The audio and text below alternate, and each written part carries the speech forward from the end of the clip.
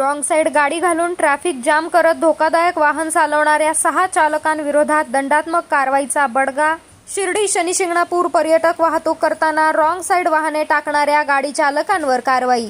Rahuri police station हद्दीत येथे वारंवार ट्रॅफिक जाम होत असून सदर जामचं मूळ कारण हे बरेचसे वाहन चालक थोडीही ट्रॅफिक जाम असल्यास फुटलेल्या रोड डिव्हायडर मधून रॉंग साइडने गाड्या टाकतात आणि त्यामुळे तासनतास वाहतुकीचा खोळंबा होतो.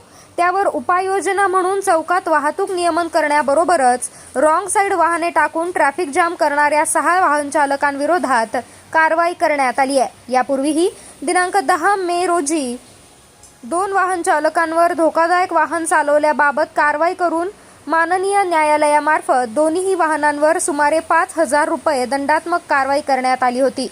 बऱ्याच वेळा एसटी महामंडळाच्या बसेसचे चालक सुद्धा रॉंग साइड गाड्या टाकतात असे निदर्शनास आल्याने दिनांक 11 मे 2025 रोजी राज्य परिवहन महामंडळ बस स्थानक प्रमुख राहुरी आणि राज्य परिवहन महामंडळ आगार प्रमुख श्रीरामपूर यांना लेखी पत्र व्यवहार करून सर्व बस चालकांना कोणत्याही परिस्थितीत रॉंग साइड गाडी टाकून वाहतुकीला अडथळा न करण्याबाबत देखील कळवण्यात आलं होतं. तरी सुद्धा आज सुमारे 11:30च्या सुमारास अकलूज डेपोची बस चालकाने राहुरी कॉलेज ते राहुरी बस स्थानक दरम्यान ट्रॅफिक जाम झाल्यानं रॉंग साइडने धोकादायक पद्धतीने गाडी घातली.